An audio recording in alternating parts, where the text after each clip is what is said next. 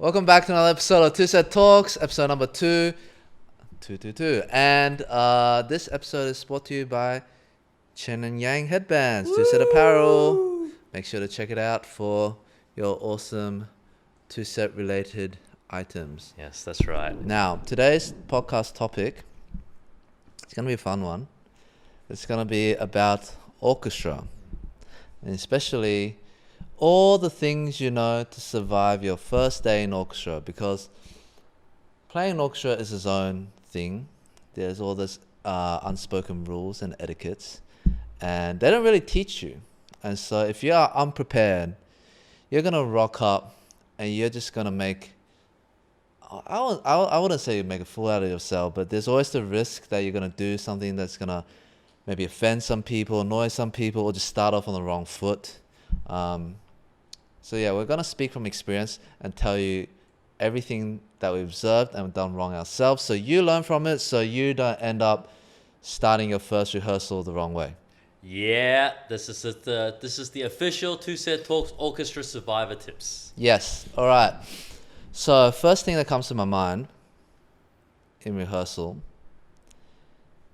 first one, like if there's one tip that you should take, I wonder if you guys can guess what it is. I think I know.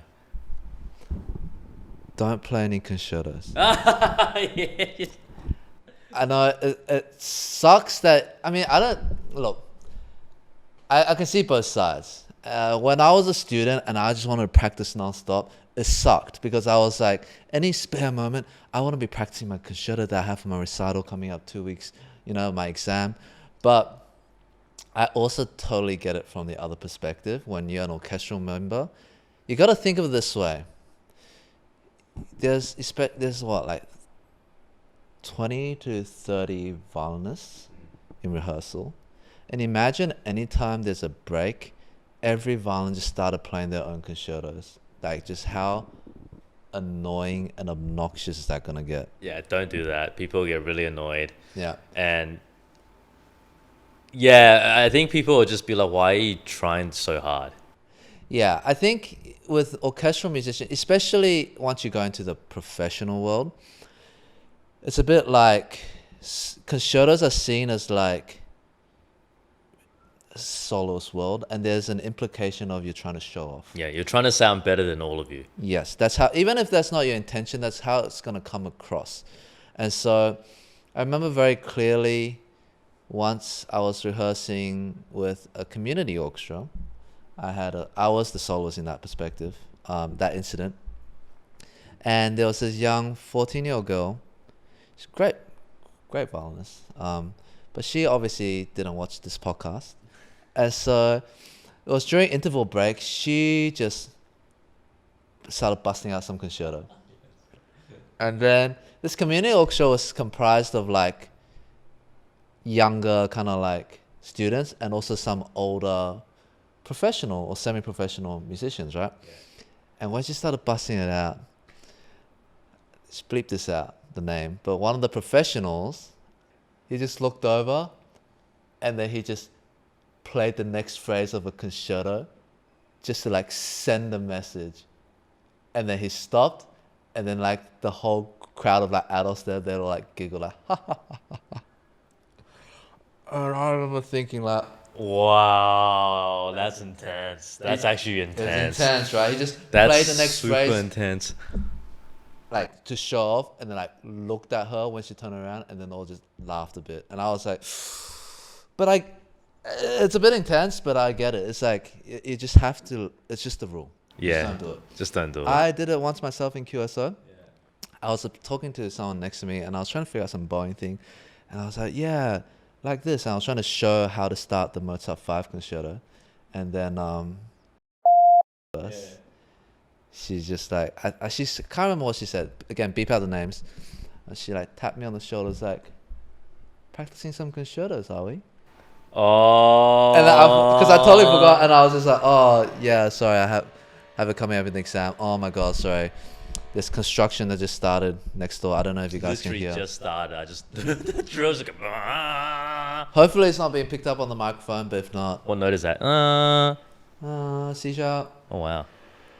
That's Oh, lower shit. now though. That's low. Uh, What the hell? yeah. Oh, so annoying. Anyway, hope it doesn't bother you guys too much. We're gonna plow through this podcast. Right, the next one I'll add to that is before the rehearsal, rock up a little bit earlier. Oh yes. Don't just show up like 5 minutes before. Yep. Like at least 30 minutes.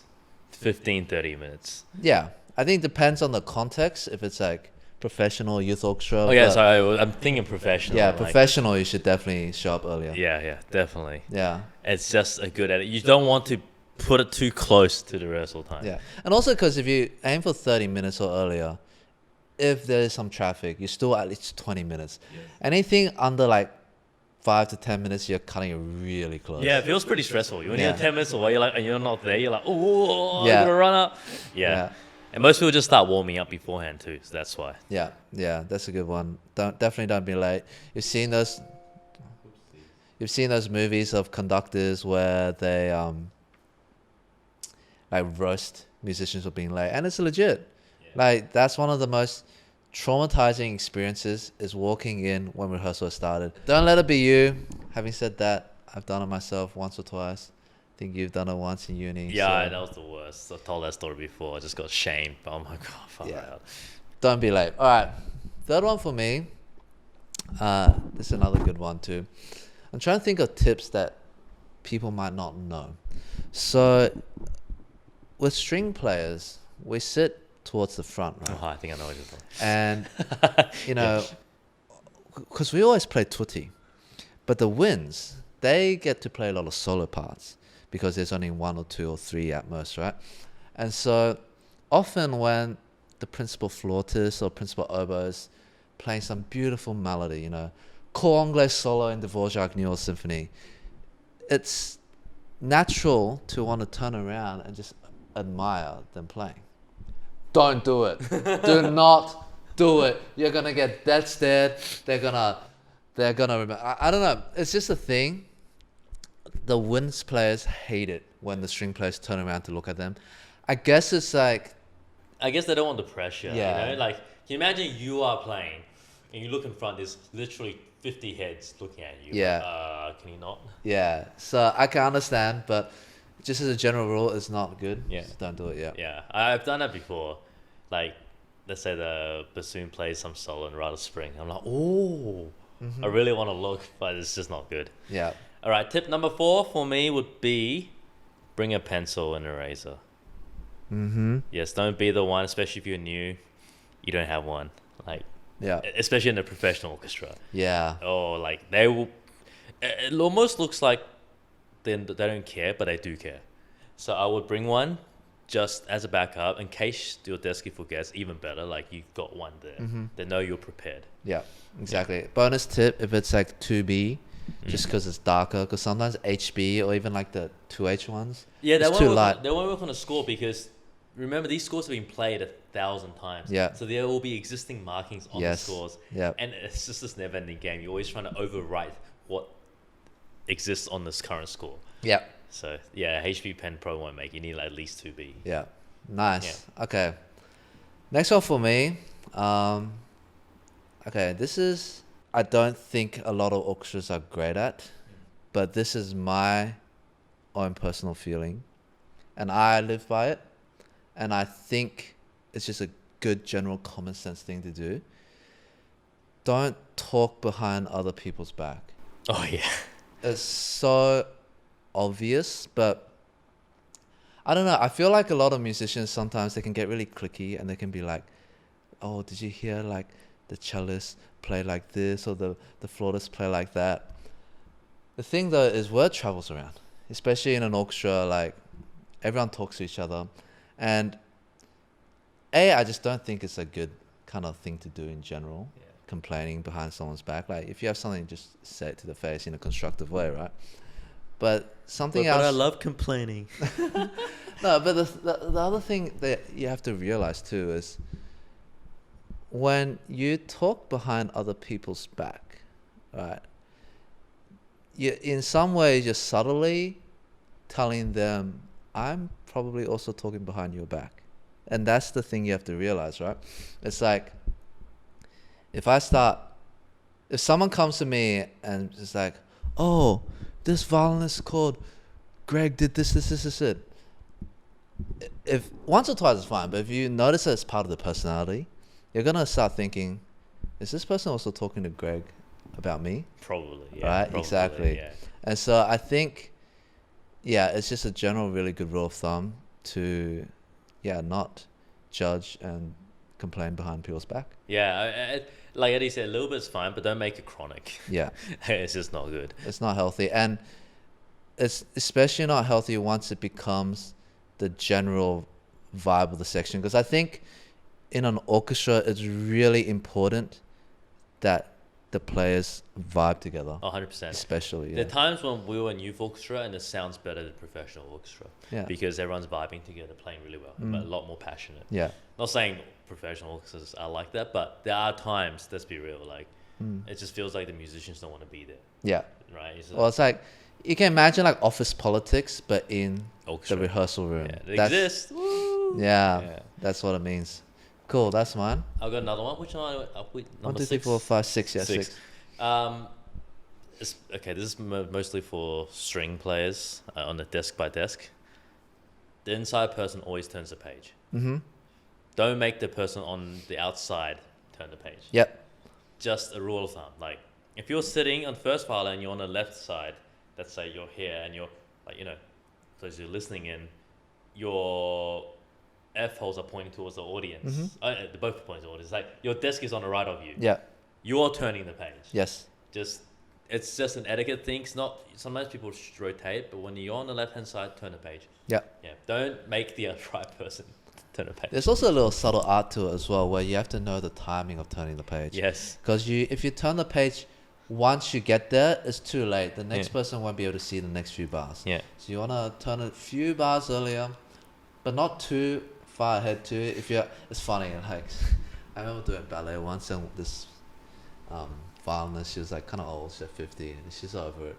She would like put down her violin like 15 bars before every page turn, and just sit there like waiting to turn the page, and she would like do the doggy tears. It's like folding every page. I'm like, what are you doing? That's way too early. I know. You don't need to put your violin down. Yeah. I mean, it's a good idea to prepare the pages first, in case you need to for some parts, but there's an art to it. Yeah. The art of page turning. Yes.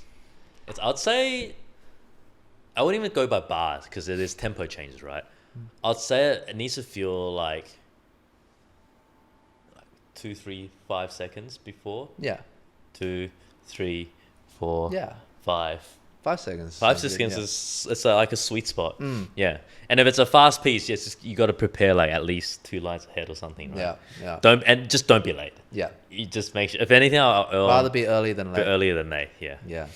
Nice. Okay. Here's another one. I mean, it's so obvious, but practice your part before the first rehearsal.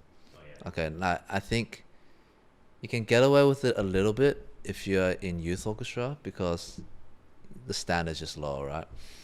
But if you rock into a professional orchestra and you're playing the wrong bowings, you're coming at the wrong time, you're just gonna make an idiot out of yourself, and you're not gonna get called back. It sucks because I remember. Okay, keep this in mind too.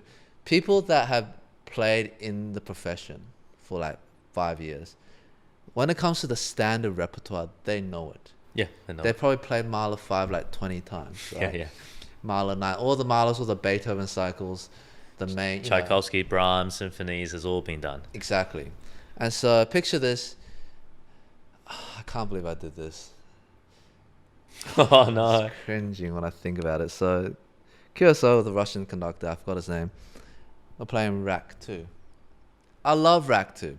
And I had a really, really busy week with uni because I was doing contract freelance at the time. So I was juggling uni and professional. And it was one of my first few concerts. It wasn't my first one, but it was one of my earlier ones. And so I remember thinking, I played Rack 2 before in QIS, Youth Orchestra. Should be alright. I had a little bit of a look at it, but I didn't look through the whole thing. I had forgotten how fast and hard the fourth movement is. How does it go in?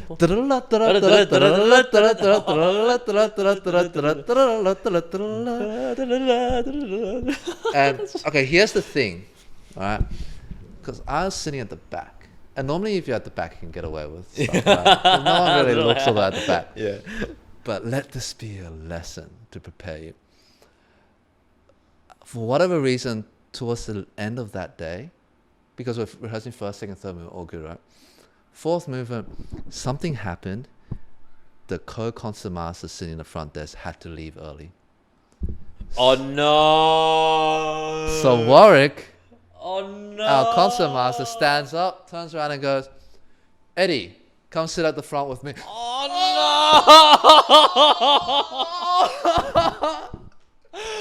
Oh! I was crapping my pants.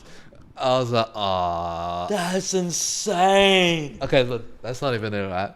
So I go up.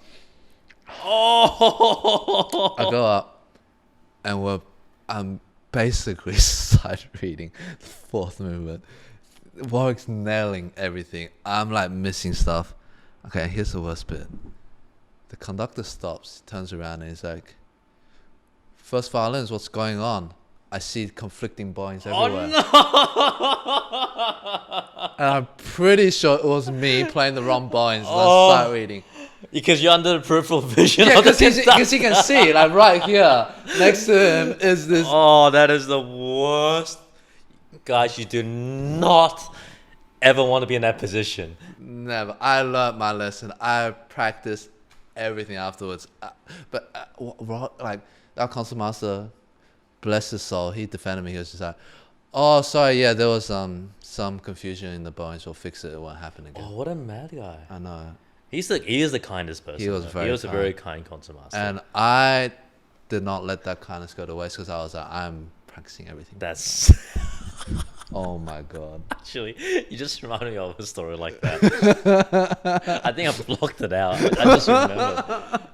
Okay, Sons of Sydney Symphony, and I mean, it didn't get to a point where the conductor was, like Yeah. just it was the orchestra.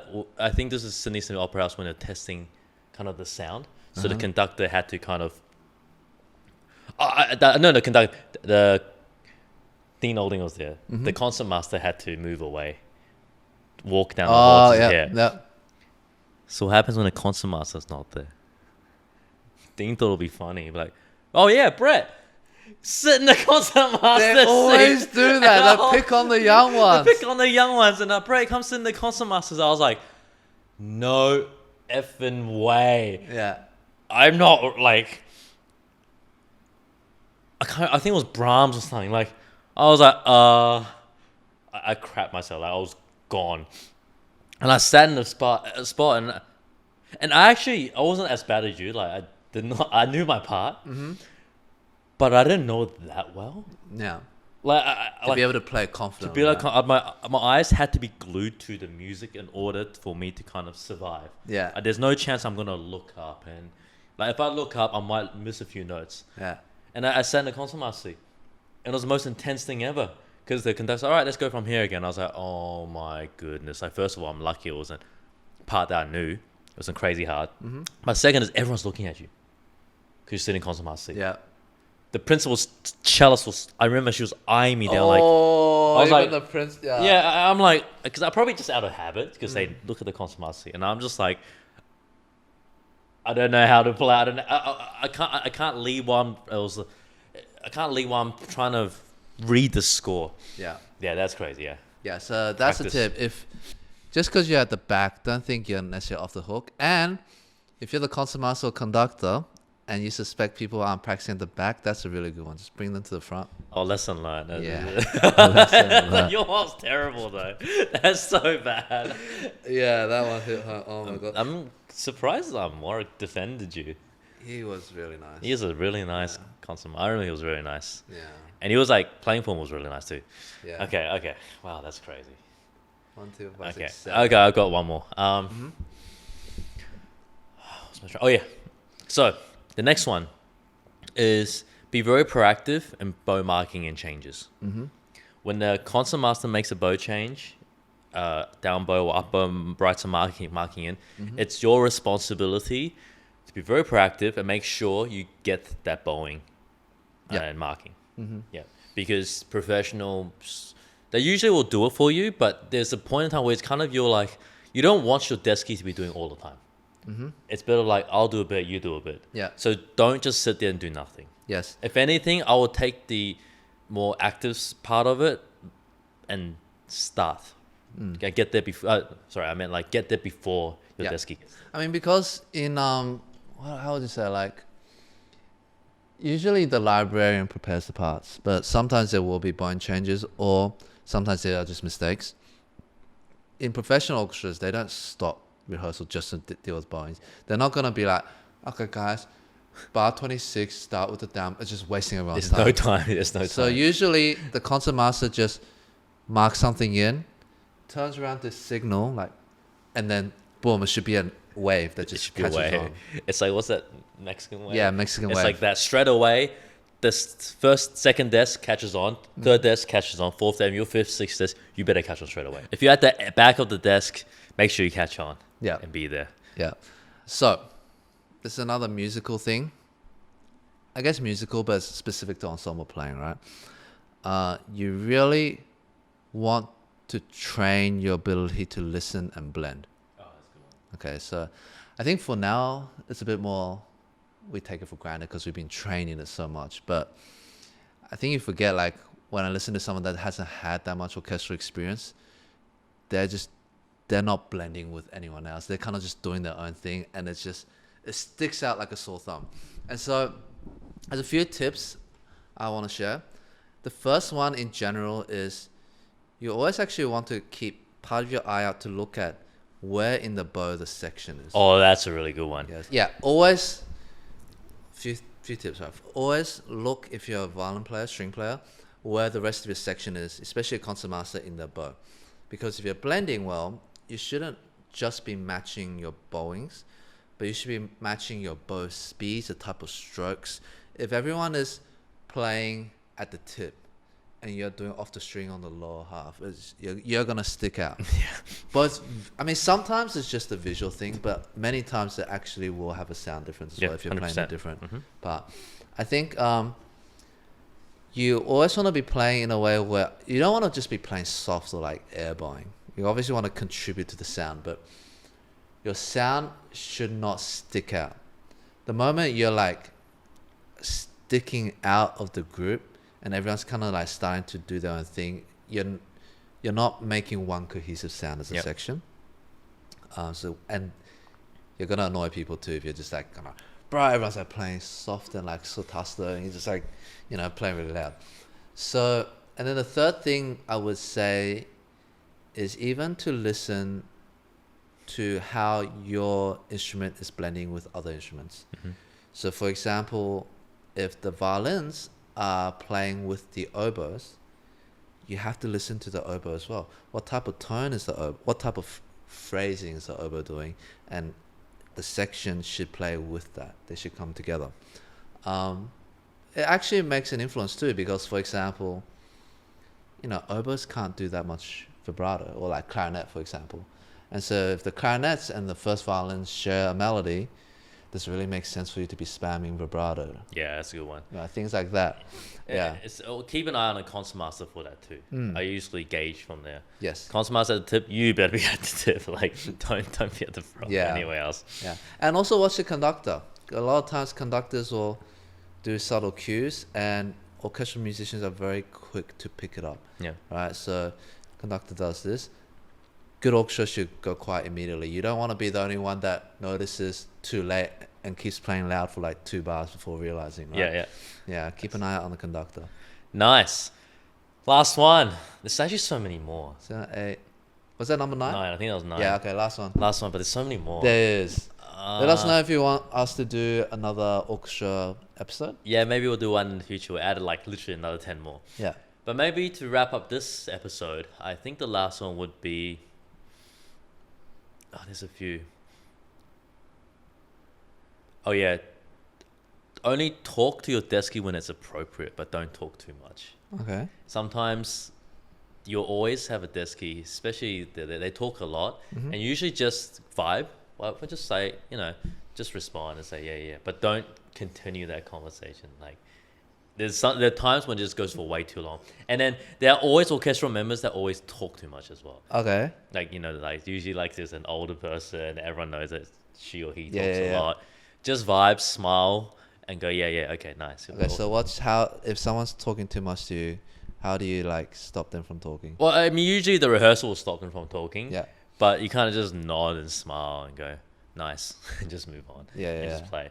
Have you ever been busted for talking too much with the deskie? Like, why Well, was this? it's sometimes just there's once when it's just embarrassing. Like you're talking, you're going, but then you really realize the orchestra has already started rehearsing. And it's just your desk that's not playing. Yeah. And I remember there was a deskie. I won't say who. She kept talking a lot. Yeah. And I was talking. I was like, yeah. And before we knew everyone was playing, I was like, oh crap. Yeah. Yeah, you don't want that. And you don't to want that. And people know that your desk is not playing. Yeah. Like it's just not a good look when it happens a lot. Yes, and also sometimes the conductor will call you out. I think we filmed a video recently reacting to Tar, and that was in the scene. Yeah. I don't know if this will be out, when this will be out, but yeah, you don't want to be called out for talking. You also don't want to be called out for having your phone go off during. Oh, rehearsal. that's turn your phones So off. put your phone Bonus on one. silent. Turn your phone on. Turn it off or put it on silent. Yeah. That's the worst thing ever. Yeah. Actually, side story. I remember once last year in a concert, the mobile phone of a harpist went off. On stage. Yes, actually, I knew. Yeah, Idiot. yeah. It was actually just last year. Oh, wait, last year? It was last year.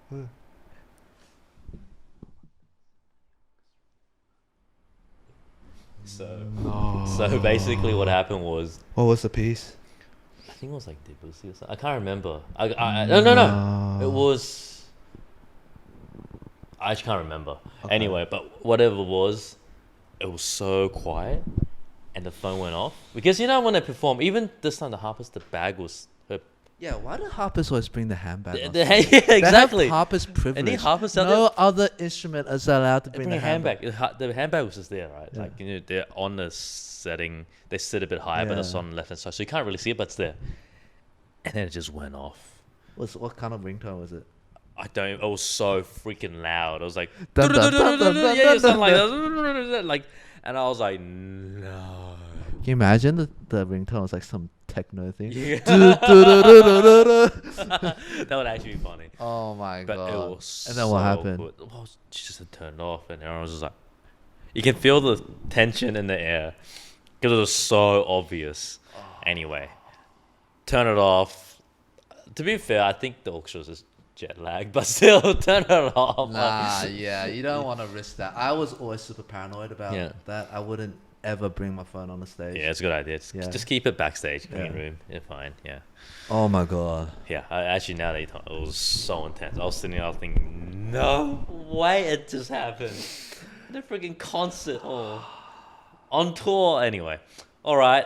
That's the 10 tips plus a few bonuses on our TwoSet Talks episode 2. Guys, if you like more of this, please like and subscribe. Actually, comment below if you're watching it from YouTube. Let us know what you want.